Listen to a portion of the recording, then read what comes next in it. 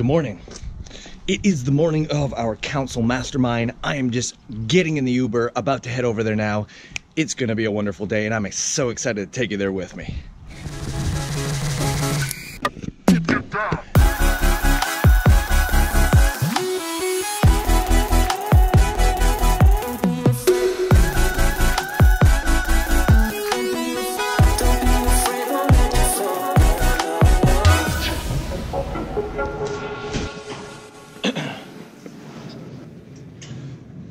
We made it. We're here. Just heading upstairs.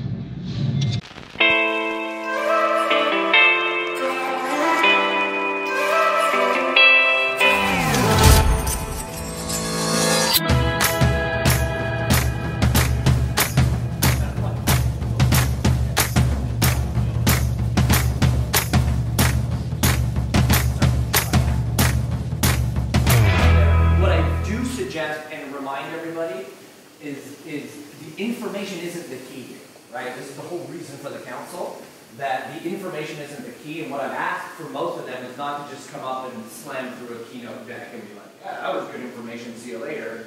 But these are people you may never again get a chance to be in a room with and ask some questions for.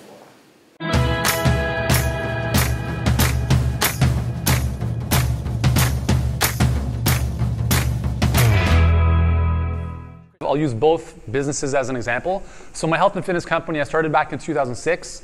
I was a trainer nutritionist, working 12 hours a day, underpaid, overworked. And I was like, you know what, I need to change this up. Came online. I thought I was really smart. I'm going to figure this out on my own. For 3 years, I made a grand total of maybe $80,000 online. And I gave up all my clients during that process. So I was like struggling to put food on my table. At the time, it was just me and my girlfriend and my dog. And obviously, they're still with us. And I made a big decision in at the end of 2009 was, I'm like, listen, dude, you're not that smart. Why don't you actually get some help? And so I made the decision to start going to live events and hire a coach at the beginning of 2010. And that's where that was the inflection point. That's where everything changed for me, because now I was exposed to stuff I didn't even know. And having that path that was paved for me made a huge difference. Our whole business was very largely based on content marketing, and then we obviously had strategic partnerships from the JV and affiliate side. And it was great, but here's the thing I recognize with this is that it takes a very, very long time to see results from that. And I don't know about you guys, but I don't think most people want to spend 3 to 5 years building their content platform before they start earning income and helping their clients. Would you guys agree with that? Yeah.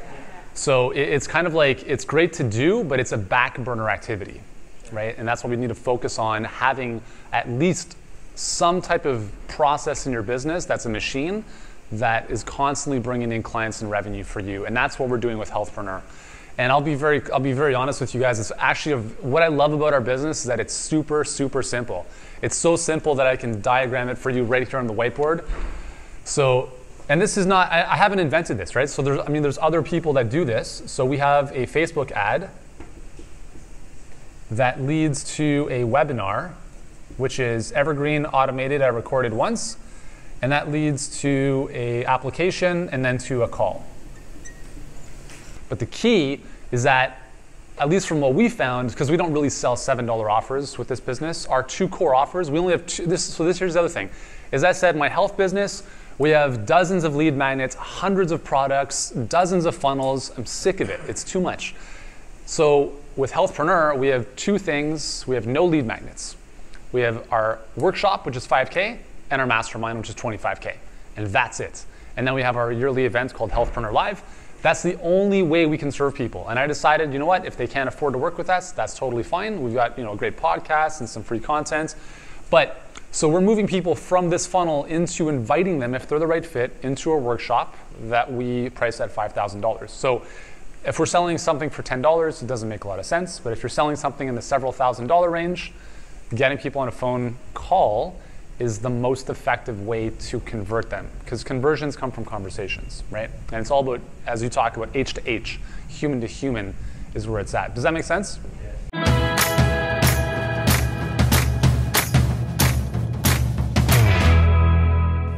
So I'll just tell you a super quick story about this, and why this has everything to do with PR and getting yourself out there is because everything Facebook ads, everything comes back to mindset at the end of the day. So I'm not like a big believer in getting up and showing like lots of strategies or tactics or anything, because if you don't have the mental side right, none of that shit's gonna matter. So just a quick story about this, because if you get nothing else from the 25, 30, whatever minutes that we have together, I want you to just leave with just understanding this one part. I was at this party, a holiday party. JJ Virgin, who runs something called Mindshare Summit, she's a best-selling author. She had a holiday party for people in New York, and I'm there, and I start talking to this doctor, and he's telling me all this stuff. He's a holistic doctor, and unbelievable, all the things that he was telling me. I'm like, you must, and literally we had just met, I'm like, you must be the most booked guy in New York. He goes, I'm not even booked up for this week. I was like, how the hell could that be? He's like, I suck at promoting myself. And I was like, Anthony, I'm gonna change your life today. He looked at me like, you are fucking out of your mind. We literally had just met 30 seconds before, and he looked at, and he thought I was completely crazy. And I was like, listen, Anthony, are you good at what you do? He's like, I'm really good. I'm like, do you care about the people that you work with? He's like, yeah, I get a lot. I'm like, are there people in your industry that are getting clients and getting opportunities that don't? He's like, yeah, a lot. I'm like, Anthony, it's not about you. You have a responsibility. And you have a responsibility to get in front of more people. And that's my message always, is that simple. So if you're really good, like if you're struggle with promoting, or when somebody asks you a question like that, just remember that always, like that you have that responsibility.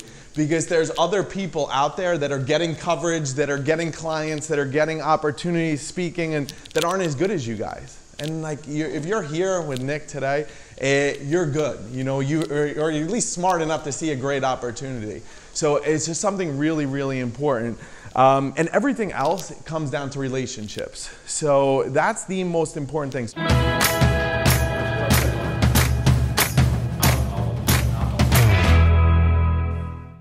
What a personal brand is you want to be known as the blank woman or the blank guy for something. So I'm going to show a couple examples, and I'll read it, and then you guys say who I'm talking about. The introvert woman. Susan Cain. The 4-hour guy. Tim Ferriss. The empathy woman. What'd you say? Brene Brown. Right. So I don't even have to put their names, and people in a relatively small room, the smart people, know those people. So the point is not to be famous. The super short version of this is they pulled a bunch of high school kids and they said, if you could have any of these jobs, what would you want? And they said, high-ranking politician, executive of a major company, all these great jobs to have. And the last one of the 5 was assistant to an A-list celebrity, like coffee runner for Jessica Biel. And unfortunately, about 31% of high school kids in this country chose assistant to a major celebrity. It's a sad thing. The point is not to be famous or even be a famous person's coffee runner. The point is to be famous to the family. So you guys nailed all these examples. Who's this guy? Mr. Nick Kusmich, right? Who am I talking about here? Gary Vaynerchuk. So I lived in Manhattan for 6 years, 42nd, 11th, Hell's Kitchen, 2 blocks away. This was the wine store I'd always go to. And as I like to do, I became friends with the guy who owns it. He's 35 years old, has a Gmail address, cool dude, seems to be pretty tech savvy. We talked a little bit about internet, social media. And one time I asked him, I said, have you ever heard of Gary Vaynerchuk? And he goes, who? Never heard of him. Middle of Manhattan, now 12 blocks from where VaynerMedia's offices are. This guy's the right age, and he has a Gmail account, and he's never heard of Gary Vaynerchuk. And he sells wine. And he sells wine. If we walked outside, raise your hand, whoever you want to answer. If we walked outside, how many people do you think we'd have to talk to if we said, do you know who Seth Godin is, before we got a yes? 20, 50, 100? Yeah.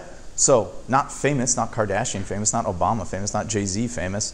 You actually don't even want that kind of fame. You want to be famous to the family, like Nick's famous to the family. And like Gary's famous to a certain family, but not even other wine guys in New York. So the best introduction is one that's completely unnecessary.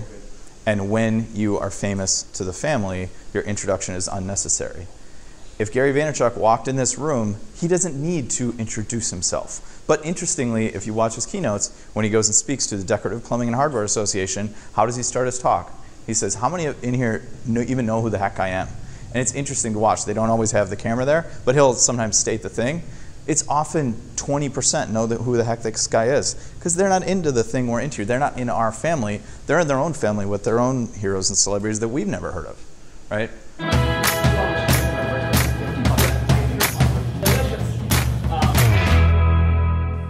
Early last year, again, bizarre real events, and I'm kind of doing the quick version, and there will be holes in the story, and I swear we can get over this later. But I hosted I host these food offs. So if you guys know like Libretto, Rocco right there, we've done mac and cheese off, Pie Palooza, we do barbecue offs. So we had done these cookie offs, and people were like, hey, I want to be a part of this. And I'd never done an event, and I'm very big on let's do something new. So I did an event for the first time in January of last year, 14-ish months ago. And I charged, I'm going to use US dollars here just to make the numbers easy. I charged $9.50 for 100 tickets. So we made $950, and by made I mean like everything we earned we gave to charities. I'm like, I'll cover the cost, let's put this down there. In June of last year I did sausages, and this time we raised $850 US, again off 100 tickets, and this time 20 people flew in. In August of last year, I decided to do a cookie off in New York in early November, so I had 75 days to put this together, and we sold 100 tickets at $250 a pop, and this time we raised $25,000.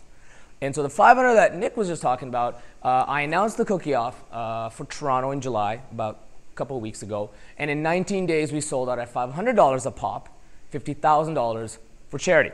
Now the reason I mention this is a lot of people, when they start doing something, they try to go immediately at the high end. They try to be the best immediately, or they try to charge the most immediately and whatnot. Whereas I was like, I'm going to figure this shit out.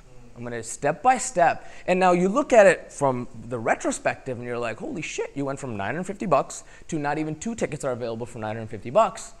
Versus, I'm going to try to charge $300 and make it this big event. I was like, I'm going to fool around. I'm going to get a little bit of a taste. I'm going to figure out what people want. So like many people, if they're trying to reach out to someone of importance, is going to try and peacock their way to that relationship. Hey, look what I've accomplished, blah, blah, blah, blah. And that person's going to be like, well, fuck you, I don't know who you are. Yeah. Sol has not had to do that once. And the key takeaway when I first heard him say this was because he had a body of work that spoke on his behalf. So by the time that potential relationship came, you could give another example of like how you're working with Arnold Schwarzenegger and his site, is because the body of work that he put out created credibility, created authority, created establishment, and everyone who was familiar with the body of work was then indirectly familiar with Sol, and then every time someone made a recommendation, they're like, hey, not this is Sol, but like this is the guy behind Exam. Like, so the whole thing pieces together, and now you can see how Sol is one of the most well-connected people around, because he invested in a body of work that spoke for himself. Did I articulate that? Yeah, absolutely.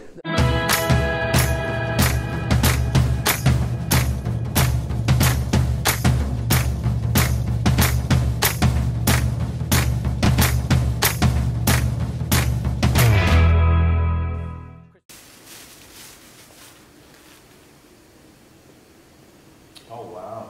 Whoa. You seen this? It's hard with the light. Yeah. That is freaking awesome. Thank you. You're welcome. That means a lot.